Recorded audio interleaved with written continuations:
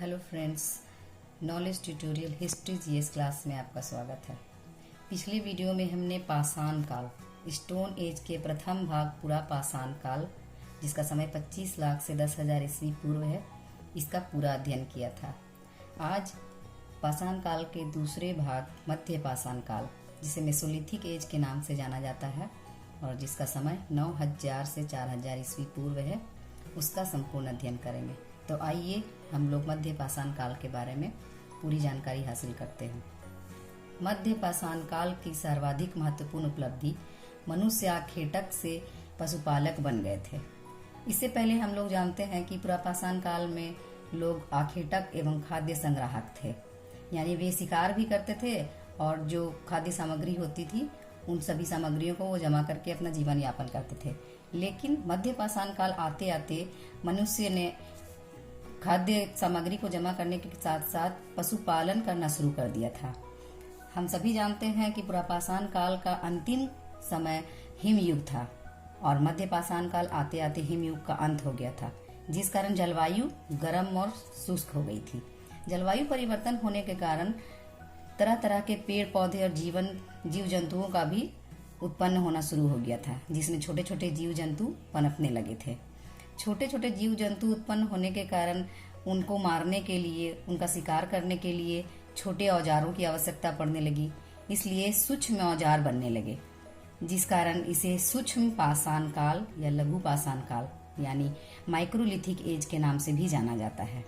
इस काल में जो औजार बनते थे वो कठोर चट्टानों के साथ साथ मुलायम चट्टानों से भी बनने लगे थे।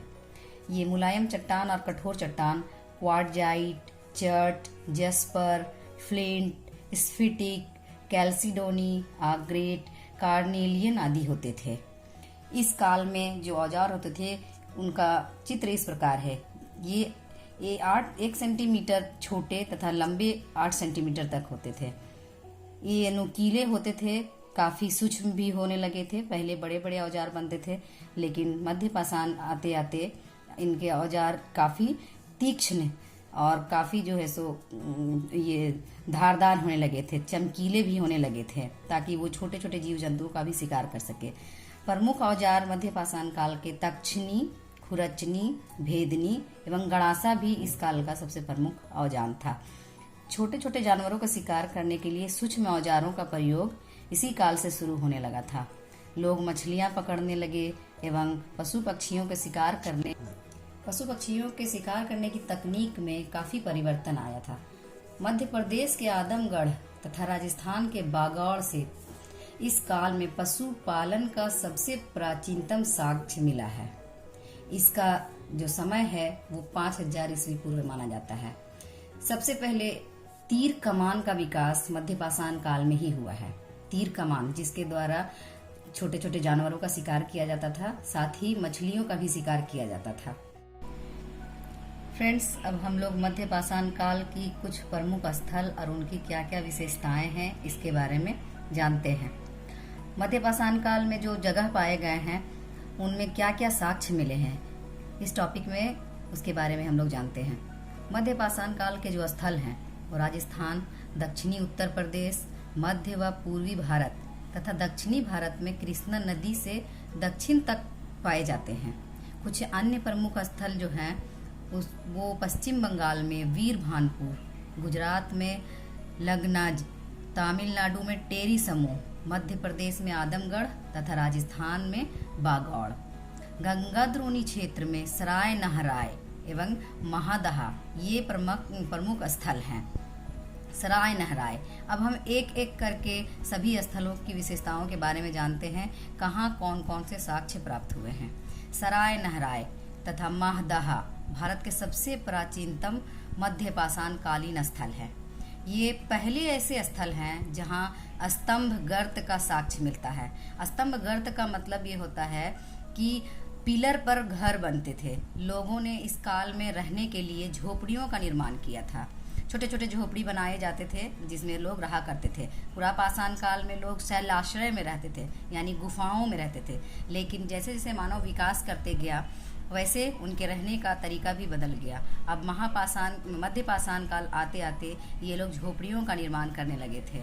यहाँ से मानवीय आक्रमण तथा युद्ध का प्रारंभिक साक्ष्य मिलता है। सराय नहराय से जो साक्ष्य मिले हैं वो पूरी तरह से क्षतिग्रस्त हैं, जिससे ये पता चलता है कि यहाँ पर मानवीय आक्रमण हुए थे या फिर युद्ध के द्वारा इन स्थलों को पूरी तरह से नष्ट कर दिया गया था।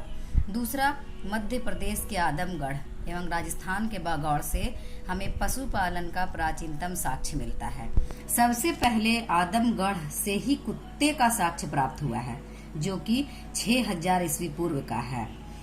पशुपालन करने का सबसे पुराना साक्ष्य आदमगढ़ से मिला है। आदमगढ़ बहुत ही महत्वपूर्ण स्थल है, हमेशा परीक्षाओं में इन स्थलों के बारे में पूछा जाता है, तो ध्यान देंगे।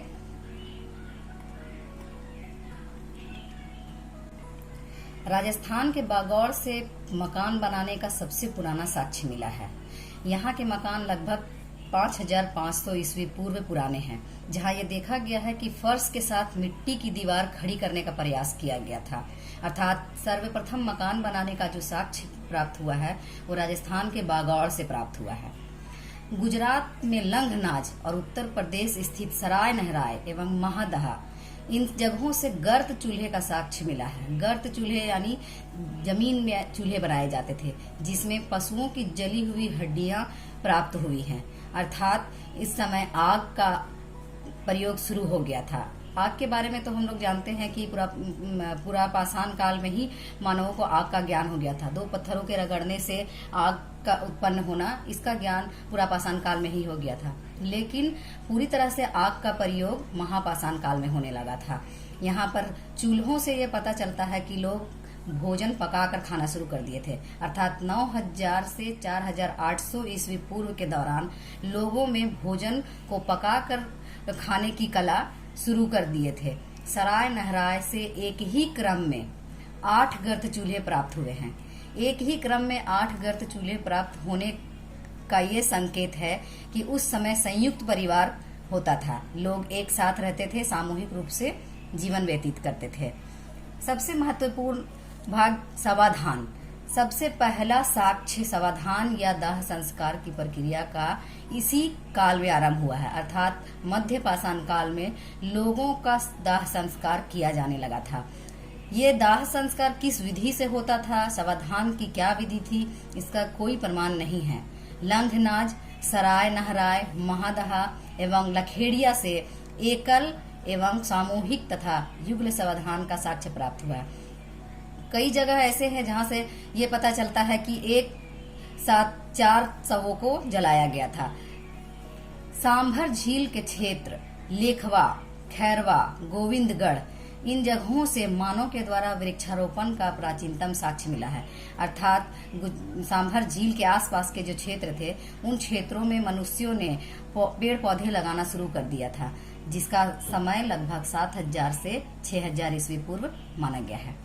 फ्रेंड्स, ये जितने भी तथ्य मैंने बताया है, ये सभी किसी भी प्रकार के सिविल सर्विस परीक्षा, स्टेट पीसीएस परीक्षा या सीटेट, जेटेट, किसी भी प्रकार की परीक्षाओं में बहुत ही उपयोगी है। अतः आप लोगों से ये निवेदन है कि वीडियो को अंत तक देखें और इसे लाइक, शेयर एंड सब्सक्राइब करें।